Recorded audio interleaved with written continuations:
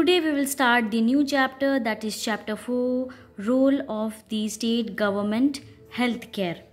The state government is responsible for looking after the welfare of the people living in the state and providing the basic facilities to them.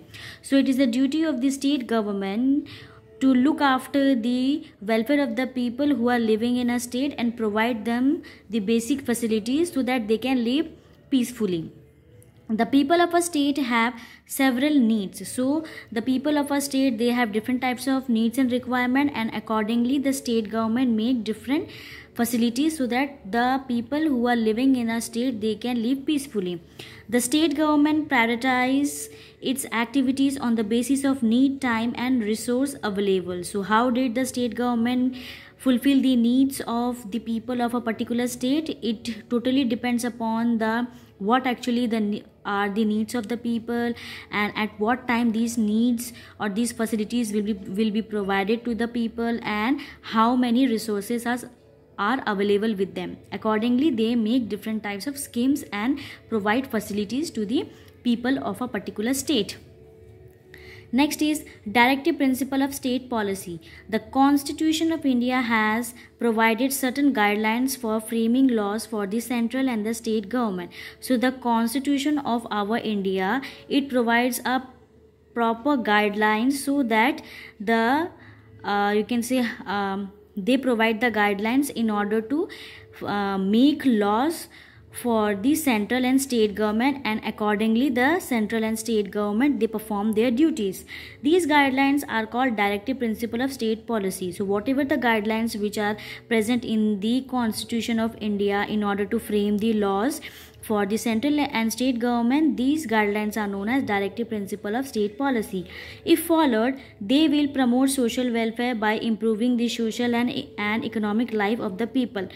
So if these guidelines are if these guidelines are followed in a proper way, they can promote a social welfare so that they can improve the social and economic life of a people in a particular state.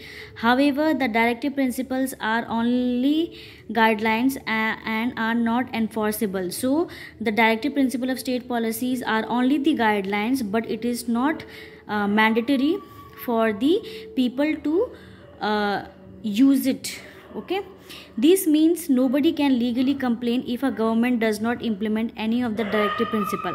So what does the term means not enforceable? This means that nobody, that means not a particular, or you can say not a citizen, or they have the right to legally complain about any government if they do not implement any directive principles.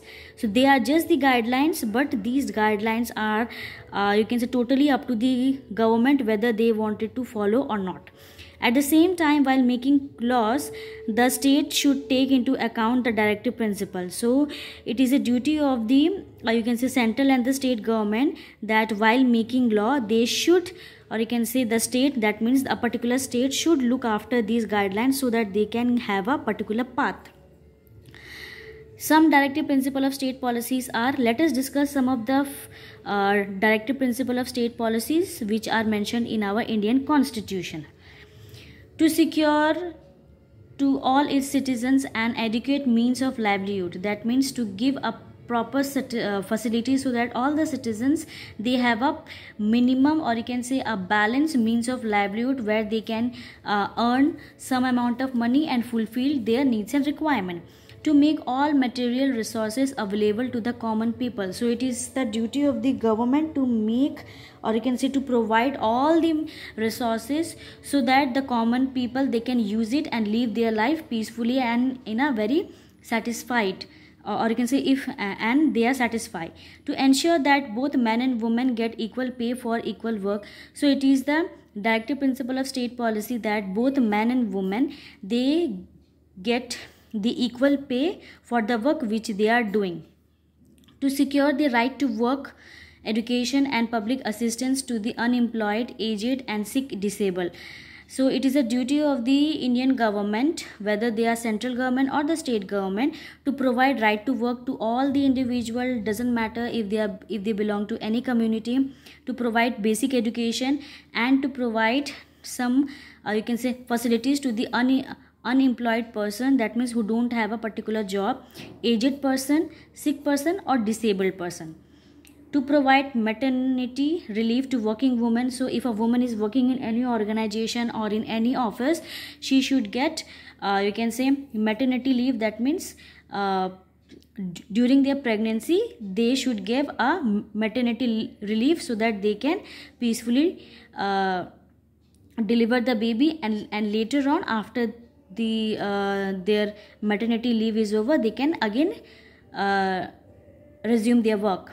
To prevent child abusive and exploitation of workers. So it is a duty of these you can say central and the state government to prevent child abuse and exploitation of workers, to promote cottage industries in the rural area, to promote cottage industries especially in the village areas, to improve public health facilities and enhance the standard of nutrition of the people. So it is a duty of the Indian government to provide basic health facilities at every level and improve the standard of nutrition of the people. So these are the some of the you can say some of the guidelines which are provided in the directive principle of state policy.